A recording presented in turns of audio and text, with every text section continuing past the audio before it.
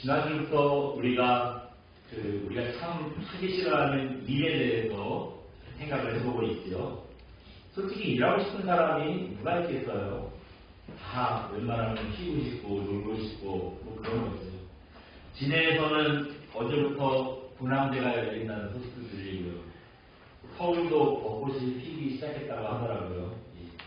이렇게 따뜻하고 날씨가 좋으면 일하기 싫고 놀러 가고 싶지 않아요. 그러나 여러분, 노는 것도 가끔 놀아야죠. 매일 할 일 없이 놀아야 된다고 생각하면 그것도 참 못할 짓이에요. 두 번째로, 무엇보다 하나님은 어떤 분이십니까? 하나님은 일하시는 하나님이십니다. 그리고 또 우리는 그 일하시는 하나님의 형상을 따라서 지음받은 존재입니다. 그렇다 보니까요, 우리도 그저 놀고 먹고 사는 것보다는 하나님처럼 일하는 삶이 체질을 맡아요. 일할 때요, 생활도 안정감이 있고 우리의 삶이 건강해집니다. 세 번째로, 세상 사람들은 자신을 위해서 일합니다. 자기 먹고 살 일, 자기 가족을 건사하는 일, 자신을 위해서 일하는 사람. 근데 우리는 남을 위해서 일하는 인생이 되어야 한다. 이렇게 말씀드렸습니다.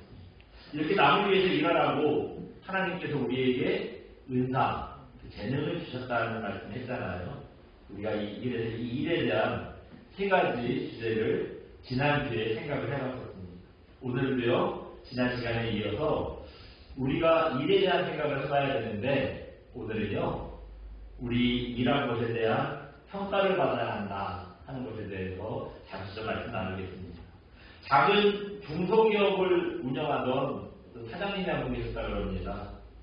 이번 회사는요, 작아도 나름 실속도 있고 튼튼했대요. 사람들이 참 부러운 삶을, 사람들이 부러워하는 삶을 살았다고. 근데 IMF 때요, 이분도 그 IMF의 파고를 견디지 못했대요. 결국 회사가 망했다고 합니다. 부자는 망해도 3대는 가다는 말 있잖아요.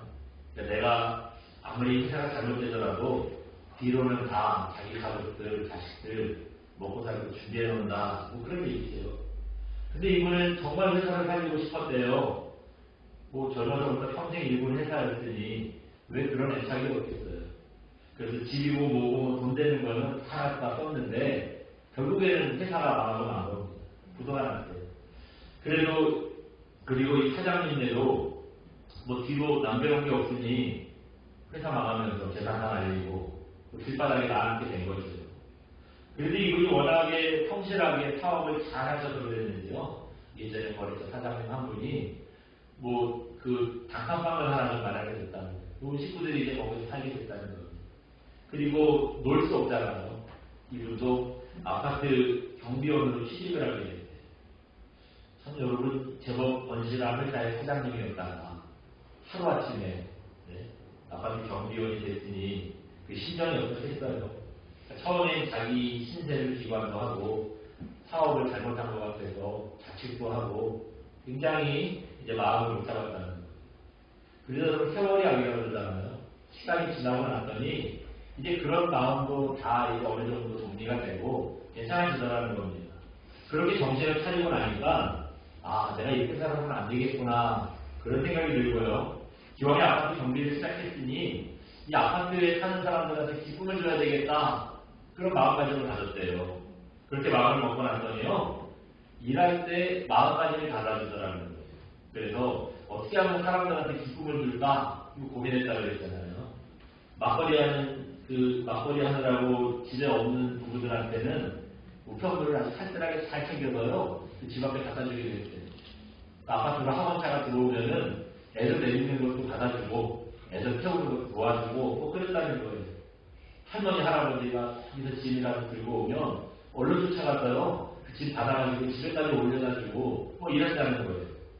누가 시킨 것도 아닌데 이렇게 열심히 사람들을 속였다는 겁니다. 이러면 사람들이 좋아하겠어요? 싫어하겠어요?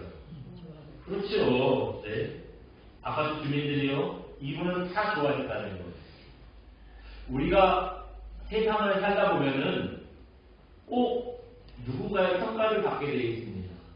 평가를 받아야 돼요. 이건 아무도 피할 수가 없어요. 회사에서는 말할 것도 없죠. 여러분 사회에서도 그렇고요. 친구들 사이에서도 그렇고 심지어 집에서도 평가받습니다. 좋은 엄마, 좋은 아빠, 좋은 나쁜 엄마, 좋은 남편, 나쁜 남편, 좋은 자식, 나쁜 자식 친구들도요. 서로 평가해요. 뭐 겉으로는 얘기 안 하겠지만 속으로 우리 아빠는 어떻다, 우리 엄마는 어떻다, 내 아내는 어떻다, 남편은 어떻다, 자식 놈은 어떻다 속으로 평가를 해요. 예. 여러분 저도 마찬가지로 다 압니다. 예.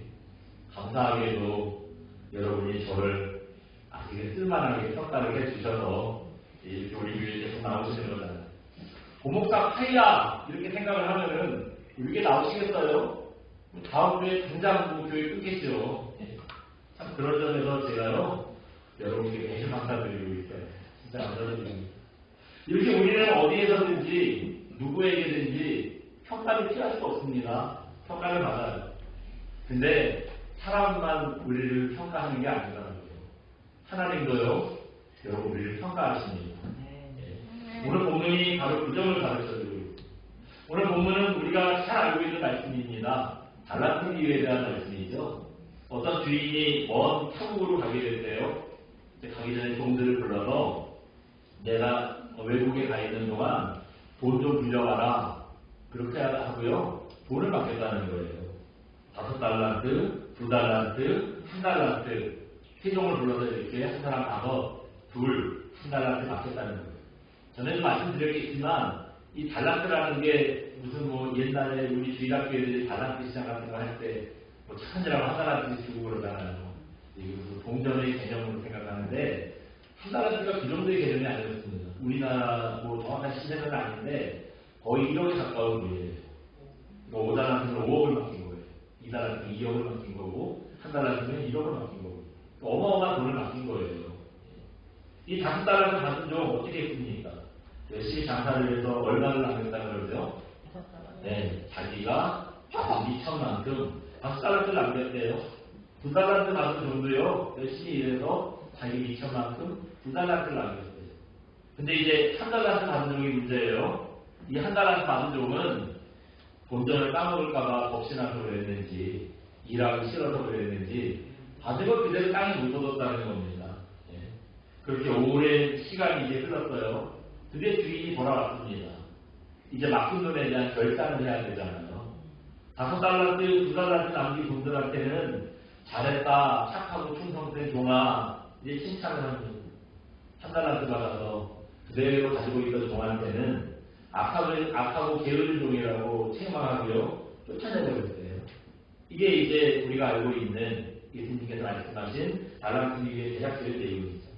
우리가 이 얘기를 들을 때마다 여러분 뭐가 기억나세요?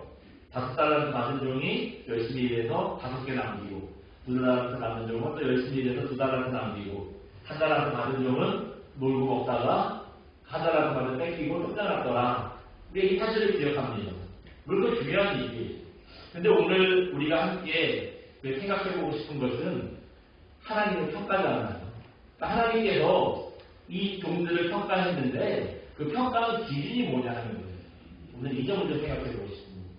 설교를 시작하면서 말씀드린 것처럼 우리 인생은요 늘 평가받게 돼 있어요. 누구나 다 평가를 받습니다. 아무리 뭐 1등만 기억하는 더러운 세상이라고 해도 어쩔 수 없어요. 여러분 어디 가든지 평가받습니다. 그렇게 가까운 친구들한테도 평가받아요. 저 친구는 좋은 분, 나쁜 분, 인생에 도움 안 되는 분, 쟤를 가까이 할 대로 친구들끼리도 다 평가를 해요. 네? 그러니까 우리는 좋든 싫든 평가를 피할 수 없게 돼 있어요. 이건 하나님도 마찬가지예요. 하나님도 우리를 평가하십니다. 그렇다면은 하나님도 우리를 평가하신다는데 이때 하나님은 뭘로 우리를 평가하실까요? 얼마나 남겼느냐, 인생에 얼마나 많은 걸 남겼느냐, 이거 가지고 평가하실까요? 오늘 본문에 보면 꼭 그러실 것 같아요. 그렇죠? 네? 오늘 본문에 보시면 어떤 종들이 칭찬받았습니까? 5달란트 남긴 종, 2달란트 남긴 종. 또 어떤 종이 칭찬받았어요? 1달란트 받아서 1달란트도 못 남긴 종. 그러니까 어떻습니까? 남겼냐 못 남겼냐 이 결과를 가지고 평가하는 것 같아요. 네. 근데요 여러분 말씀을 잘 보시면 하나님께서 얼마나 남겼느냐 하는 결과를 가지고 칭찬하고 책망하는 게 아니라는 걸 알 수 있습니다. 이 일하는 과정을 가지고요, 평가하신다는 걸 알 수가 있어요. 오늘 본문 21절 한번 읽어볼까요? 우리 오늘 본문 21절 봅니다. 같이 봅니다. 시작. 그 주인이 이르되 잘하였구나. 내가 저들에게 충성하였네. 내가 많은 것을 내게 맡기니 내 주인의 즐거움에 참여할지어다 하고. 아멘. 여기 좀 읽어보시니까 5달란트 남긴 종한테 하시는 말씀이에요. 5달란트나 남겨서 잘했다. 네가 1등이다. 이렇게 칭찬하셨던가요? 주인이 칭찬하는 내용을 보시면 그 몇 개를 남겼냐고 칭찬하시는 게 아니라 일하는 과정이요, 착하고 충성됐다는 거, 이걸 가지고 칭찬하는 걸 볼 수 있습니다. 네. 그래서 여러분 2달란트 남긴 종도 다르지 않아요. 우리 23절도 읽어볼까요? 23절도 다시 봅니다. 시작. 그 주인이 이르되 잘하였구나. 착하고 충성된 종아, 내가 적은 일에 충성하였으네. 내가 많은 것을 내게 맡기니 내 주인의 즐거움에 참여할지라 하고. 아멘. 예. 여기서 보니까 여러분 어떻습니까? 네. 2달란트 남겨서 잘했다. 네가 1등이다. 그렇게 얘기 안 했잖아요. 여기도 역시 마찬가지입니다.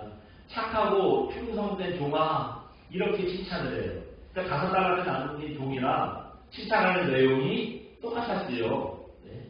그러니까 그 얼마를 남겼느냐를 가지고 칭찬한 건 아니에요. 착하고 충성된 종이라 하는 그 일하는 과정을 또 칭찬하고 있습니다. 반면에 여러분, 그러면 책망받은 종은 또 어떻게 책망을 받았을까요? 1달란트도 못 내겼다고 그걸 책망받았을까요?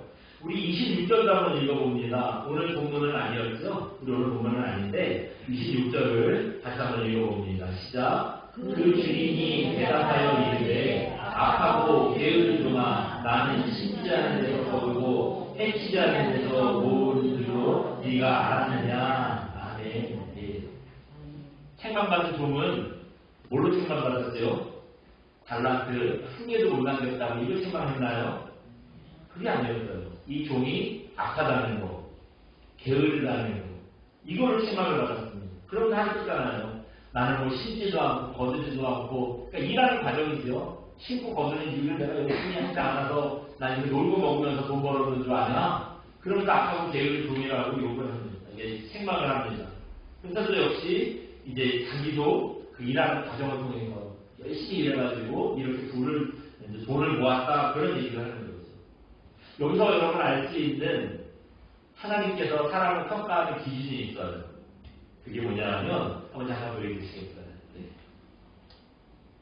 같이 한번 읽어봅니다. 하나님의 평가 기준. 하나님은 결과가 아니라 태도를 보십니다. 네. 여러분, 하나님께서 칭찬하고 책망했던 내용을 보세요. 5달란트 남겼다고 칭찬했고 1달란트도 못 남겼다고 책망하신 게 아니었잖아요. 만약에 이런 결과를 보고 몇 개나 남겼느냐는 결과를 보고 평가하셨다면 아마 이렇게 얘기하셨을 것 같아요. 아이고, 5달란트나 남겼구나. 참 똑똑한 놈이다. 칭찬하셨을 거예요. 만약에 또 그 1달란트도 못 남긴 동안에는 이 모자란 놈아 어떻게 했길래 1달란트도 못 남겼냐. 아마 이렇게 못 남긴 걸 가지고 책망하셨을 거예요. 근데 그 하나님의 주인의 평가를 봤을 때 몇 개를 남겼는지 그 결과에 대해서 한마디도 없으시잖아요. 한마디도 없습니다. 그렇지 않고 일하는 태도가 선했는지 악했는지 충성됐는지 게을렀는지 그 점을 가지고 평가하셨다는 거예요. 그러면 달란트 남긴 종들은 그럼 어떻게 된 거냐? 다만 5달란트 남기고 2달란트 남긴 건 아마도 착하고 충성되게 일하다 보니, 좋은 태도를 가지고 일하다 보니 노력한 만큼 좋은 결과가 나온 거겠죠. 5달란트를 남기려고 내가 아무리 쓰고 일한 게 아니라 착하고 충성되게 일하다 보니 자연스럽게 5달란트가 남은 것이고 2달란트가 남은 것이라고 우리가 생각해 볼 뿐입니다. 여러분, 이게 바로 하나님께서요 사람을 평가하는 기준이에요. 하나님은요 우리가 몇 개를 남겼냐, 네 인생이 얼마나 많은 걸 남겼냐, 이거를 평가하지 않으십니다. 혹시 우리가 하는 일이 하찮은 일이냐, 귀한 일이냐, 이걸로 우리를 평가하지 않으신다는 거예요.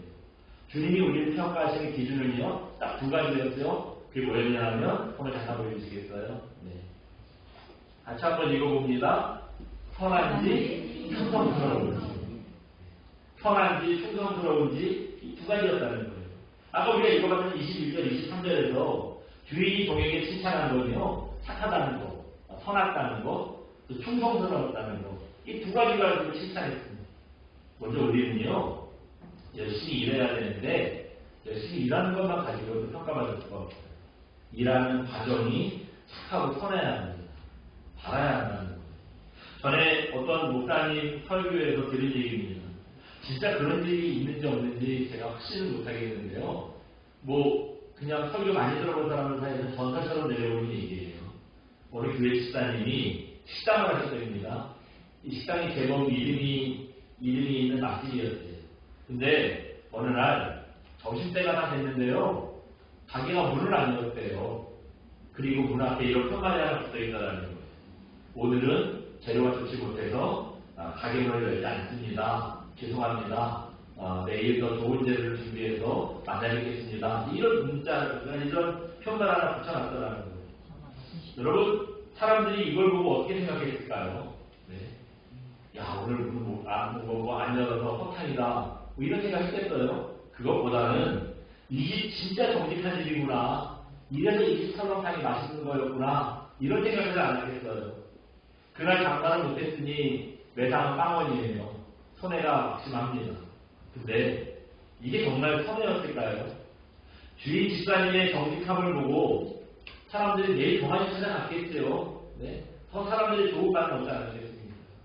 하나님 말씀대로 정직하게 했더니 당장은 손해가 됐는데 그게 오히려 손해가 아니었죠. 결국에는 더 이익이 되지 않습니다.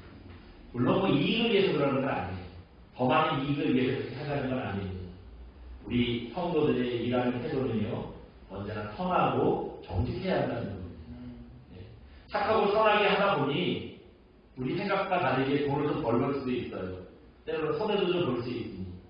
그래도 여러분, 하나님께서 우리의 그런 결단을 칭찬하십니다.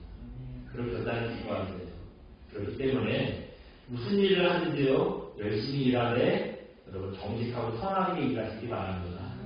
하나님께 착한 종이라고 칭찬받을 수 있는 저 여러분 되시기를 주님의 이름으로 축원드립니다. 두 번째로 하나님께서 평가하시는 기준은 뭐였죠? 충성스러운 것, 충성이었습니다. 바울은 고린도전서 4장 2절에 이런 교훈을 하고 있습니다. 한번 잠깐 보시죠. 네, 같이 한번 읽어봅니다. 고린도전서 4장 2절. 그리고 맡은 자들에게 구할 것은 충성이다. 아멘. 예. 이 말씀은 바울 선생님이요, 고린도교회 교인들한테 그리스도의 일꾼은 어떤 사람들이 되어야 하느냐, 이거 가르쳐주는 말씀입니다. 하나님의 일을 맡은 자들이 진짜 구해야 될 건 능력이 아니래요. 돈이 아니래요. 지혜가 아니래요. 하나님의 일을 맡은 자들이 진짜 구해야 할 건 뭐라고요? 충성입니다. 충성.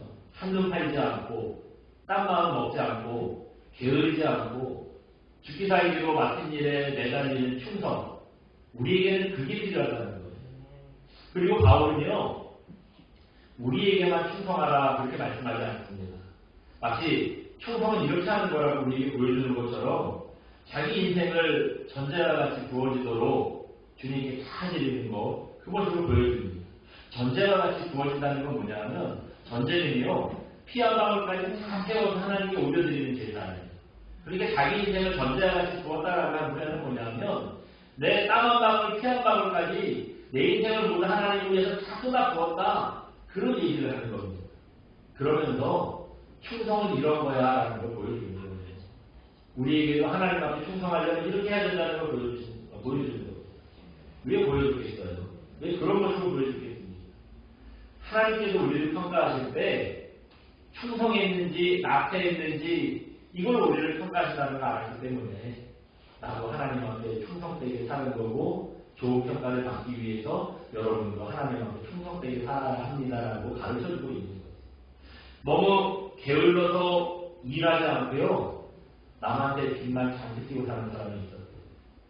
이 사람이 돈 갚을 생각 안 하면 어떻게 되죠? 빚쟁이가 쫓아오잖아요. 가서 뭐래도 돈 되는 거 들고 와야 돼요. 쫓아갔대요. 빚쟁이가 찾아왔다 그러는지. 그러자 게으른 사람이요. 근데 이것도 좀 뻔뻔해야 되나 봐요. 네. 이렇게 얘기를 하거든요. 나한테 빚 갚을 수 있는 묘안이 3개 정도 있는데 도대체 이게 이루어지지 않아서 나 참 답답하라고 빨리 나도 돈을 갚고 싶은데 미안하다고 우리 얘기를 하더래요. 빚 갚을 수 있는 묘안이 1개도 아니고 3개나 된다니 얼마나 반가운 소리예요.